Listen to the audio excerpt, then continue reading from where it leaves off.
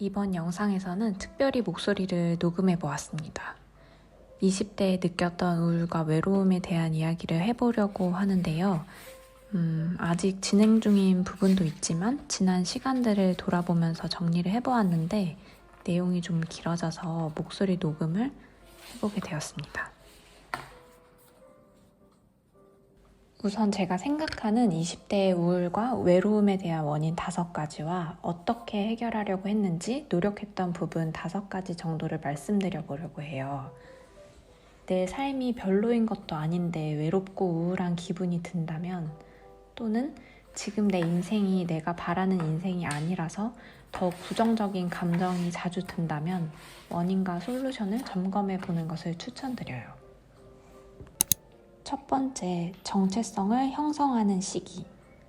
20대는 처음으로 사회생활을 시작하면서 삶의 정체성을 형성하는 시기라서 내가 어떤 사람인지, 어떤 삶을 살고 싶은지 끊임없이 고민하게 되는 시기잖아요.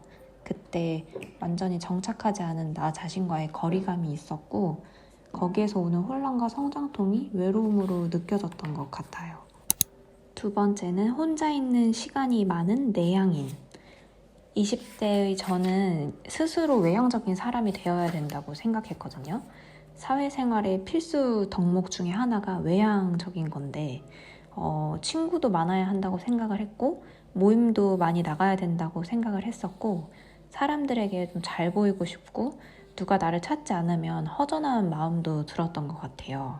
사실은 저는 내향적인 면이 강한 사람이었는데 그걸 인정하지 못하고 계속 외향적인 나를 만들어 가려고 하다 보니까 진짜 나와의 거리감이 커지더라고요. 그래서 사람들과 어울리고 싶으면서도 막상 그 속에 있으면 좀 금세 지치기도 하고 그런 것들이 계속 반복되면서 집에 와서는 막 현타를 느낄 때도 있었던 것 같아요. 그래서 요즘 저는 좀 내향적인 면이 있는 나를 인정하고 나를 편안하게 만들어주는 혼자만의 시간을 오히려 즐기려고 하는 편입니다. 세 번째, 행복의 기준선. 행복해야 한다는 기준은 사람마다 다른데 돌아보니 저는 그 기준이 꽤 높은 사람이었더라고요. 작은 불편함이나 공허함이 생기면 부정적인 감정을 더 크게 느꼈던 것 같아요. 지금도 사실 그때보다 훨씬 많은 걸 이루고 누리고 있음에도 스스로의 삶을 자주 의심하고 좀 쉽게 흔들리는 편이라 여전히 고민 중인 부분이기도 해요. 그래서 요즘은 의도적으로 이미 충분하다, 감사하다는 마음을 느끼려고 하고 비교를 하거나 너무 많이 바라지 말자 그런 마음을 가지려고 하고 있습니다. 네 번째, 감정 처리 방식. 감정 처리 방식에는 내향형 정서 처리가 있고 외향형 정서 처리가 있다고 해요. 내향형 정서 처리는 감정을 내면으로 좀 깊게 곱씹는 성향의 사람이라는데 저는 그런 사람이더라고요. 외향형 정서 처리는 감정을 순간적으로 느끼고 바로 행동이나 생각으로 전환하는 사람이라고 해요. 저 같은 경우에는 감정을 깊게 곱씹고 오래 안고 있는 타입이라 감정의 진폭도 크고 우울감도 자주 찾아왔던 것 같아요. 풍부한 내면을 가지고 있다는 장점도 있지만 그만큼 내 안의 감정을 잘 다루는 법을 배우는 게 중요하더라고요. 5번째, 비교의 영향. 생활권이 넓어지면서 사회적으로 성취, 연애, 커리어, 라이프 스타일 등 비교할 요소가 너무 많아졌어요. SNS를 많이 사용하는 것뿐만이 아니라 실제로 만나는 사람이 많고 생활권이 넓어지다 보니까 그런 비교 요소가 정말 많이 생기더라고요. 나도 모르게 다른 사람의 속도와 방향에 흔들리면서 나는 지금 제대로 가고 있는 걸까? 그 미묘한 불안이 외로움이나 우울로 바뀌더라고요. 예를 들면 내 친구들은 결혼 준비가 순탄한데 나는 왜 이렇게 힘들까? 이런 것도 나의 상황만 몰입하면 되는데 결국 타인들과 비교하면서 생기는 부정적인 마음 중에 하나였던 것 같아요. 살면서 정말 많은 그런 아픈 감정들이 비교로부터 생겨나더라고요. 그래서 30대 중반에 조급, 우울, 불안, 그런 부정적인 감정이 생기면 타인과 내가 비교를 하고 있는 건지 먼저 점검하려고 노력하고 있습니다. 다음은 제가 노력했던 솔루션에 대해서 말씀드려 볼게요. 우선 첫 번째 솔루션, 내 감정과 친해지기. 정말 많은 자기계발서에서 일기 쓰는 것을 추천하는 만큼 일기 쓰는 것이 나에 대해 알아가는 데 정말 많이 도움이 되더라고요. 저는 밤에 쓰는 일기도 좋아하지만 아침에 일어나서 아무런 자극이 없을 때 쓰는 일기가 도움이 많이 됐어요. 아침 일기는 정말 솔직하게 썼던 편인데 쓰다 보면 스스로의 감정도 알게 되고 나의 감정 변화를 이해하게 되면서 일종의 연민 같은 게 생기더라고요. 그리고 또 감정 기복도 크고 다양하게 느끼는 만큼 더 많은 것을 글로 쓰고 풍성하게 기록해보는 방향으로 시선을 바꿔왔습니다. 저 같은 경우에는 아침 일기장을 회사에 가져다 두었는데 출근해서 업무를 시작하기 전에 하루를 다짐하는 일기를 쓰거나 그날 좀 마음의 짐 같은 게 있다면 그런 거를 미리 써보기도 했어요. 그리고 일을 하면서 좀 힘든 시간이 왔거나 아니면 퇴근 전이나 점심시간에 힘든 부분이 생기면 마음을 불편하게 하는 것들을 일기장에 남기기도 하였습니다. 내 감정이나 생각을 적어 놓으면 업무를 할 때 조금 더 가벼운 마음으로 몰입할 수 있게 되더라고요. 두 번째, 몰입의 힘. 외로움은 종종 내면의 에너지가 방향을 잃었을 때 생긴다고 해요. 그 에너지를 건강하게 흘려보내주는 게 몰입이라고 하는데 사실 스트레스 받을 때 테트리스 같은 단순한 게임이 도움이 많이 된다고 하더라고요. 그렇게 꼭 생산적인 게 아니더라도 몰입하는 시간을 꼭 확보하려고 노력하는 편입니다. 저는 영상 편집하거나 일기 쓰기, 지난 사진을 보면서 기록하기, 계획 세우기, 커피 마시면서 책 읽기 이런 시간들을 즐기는 편이에요. 이런 것들은 기준이 다른 사람에게 있는 게 아니라 정해진 답이 있는 것도 아니고 모든 기준이 내가 되는 것이라 더 비교하지 않고 스스로에게 몰입하기 더 좋았던 것 같아요. 그런 몰입의 시간을 생활 곳곳에 촘촘하게 세팅을 해두면 외로움이 들어올 자리가 점점 줄어드는 것 같더라고요. 세 번째, 나만의 리듬 만들기.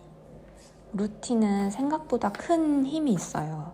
저는 예전에 자기계발, 갓생 브이로그를 열심히 찍을 때 사실 처음에 일부분은 보여주기 식으로 찍었던 부분도 있었지만 그게 어느새 제 리듬이 된 부분도 많거든요. 차를 마시거나 산책을 하거나 나의 수면 루틴을 맞춘다거나 좋아하는 음식과 책을 갖고 있는 것만으로도 많은 안정감을 줍니다. 그리고 우울이나 외로움은 신체 리듬과도 깊이 연결이 되어 있어서 몸을 잘 돌보는 게 정말 중요하더라고요. 저는 요가, 헬스, 달리기를 그 당시에는 열심히 했었고 혼자 하기 어려워서 무리하지 않는 선에서 클래스 참여하는 것도 좋았습니다. 또 한 가지는 모든 걸 소진하고 잠들기보다는 내일 그걸 이어나갈 힘을 남겨두는 것도 좋더라고요. 그게 인생의 리듬감을 유지하는 데 큰 도움이 되는 것 같아요. 네 번째, 의미 있는 연결 만들기. 내면을 나눌 수 있는 관계를 만드는 거예요. 마음이 잘 맞는 친구나 가족이 물론 좋지만 블로그나 일기처럼 나와 이야기를 나누는 시간도 도움이 많이 되더라고요. 내향형 정서 처리 방식을 가지고 있는 저와 같은 분들은 감정을 더 많이 느끼고 더 다양하게 느끼기 때문에 이렇게 일기나 블로그에 기록을 하는 것만으로도 많은 것들이 해소되는 편인 것 같아요. 저는 이제 감정을 좀 많이 느끼기 때문에 이렇게 여러분들이랑 이야기할 수 있는 기회도 있었던 것 같고요. 이런 과정에서 공감을 매개로 한 심리적인 연결이 생기거든요. 저는 유튜브를 하면서 그런 연대감을 많이 느꼈어요. 댓글이나 메시지, 좋아요 같은 작은 반응들이 허전함을 많이 채워주더라고요. 그래서 블로그 같은 온라인 공간에서 관념적인 작은 연결을 만들어 보시는 것도 추천드려요. 직접 글을 올리지 않더라도 공감되는 글을 읽는 것만으로도 도움이 되더라고요. 다섯 번째, 공간의 변화. 공간의 변화는 두 가지를 말씀드리고 싶은데요. 첫 번째는 흐르는 공간에 나가는 것입니다. 외로움을 느낄 땐 멈춰있는 좀 정적인 공간보다 빛과 에너지가 흐르는 공간으로 나가보는 걸 추천드려요.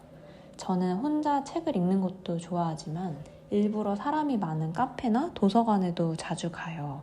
대화를 하지 않아도 같은 시간을 공유하고 있다는 느낌만으로도 위로가 되거든요. 누군가를 꼭 만나거나 어떤 모임에 직접 참여하지 않아도 되기 때문에 에너지도 많이 쓰이지 않고요. 비엔나에서도 카페나 도서관에 자주 가는데 옆자리에 누군가 비슷한 시간을 보내고 있다면 왠지 함께하는 기분이 들어서 그게 은근히 힘이 되더라고요. 그리고 나만의 공간을 만드는 것. 반대로 흐르는 공간만큼 중요한 게 멈춰있는 나의 공간이에요. 혼자 지내는 시간이 많을 때 내가 진짜 편하게 머물 수 있는 공간이 있다는 게 진짜 큰 위로가 된다는 걸 독립을 하고 알게 되었어요. 처음으로 독립된 공간을 가졌을 때 그곳은 처음부터 끝까지 나의 선택만으로 채워진 곳이었어요. 내가 고른 컵, 내가 좋아하는 향기, 조명, 음악, 그 모든 게 내 취향과 감정의 연장선이더라고요. 그 안에서는 그리고 누구에게 잘 보여야 된다 이런 생각도 들지 않았고 그냥 나 자신으로 존재하는 그 시간이 너무 편했던 것 같아요. 그 공간 안에서 보내는 시간은 세상과 나 사이의 균형을 다시 잡게 해주는 시간을 보내기에 딱 좋은 공간이었던 것 같습니다. 꼭 집이 아니라 새로운 공간에 갈 때마다 이곳을 나의 세계로 만들 수 있을까? 이런 생각을 했던 것 같아요. 비엔나에 왔을 때도 그런 생각을 많이 했거든요. 결국엔 나만의 공간이란 내가 온전히 나에게 집중할 수 있는 가장 안전하고 편안하다고 느끼는 공간인 것 같아요. 그리고 마지막으로 한 가지 더 말씀드려보면 지금 저와 같이 평소에 안 하던 거를 해보는 것도 추천드립니다. 제가 이렇게 영상에 보이스 오버로 녹음을 하면서 외로움과 우울에 대해서 이야기할 거라는 생각을 해본 적이 없어요.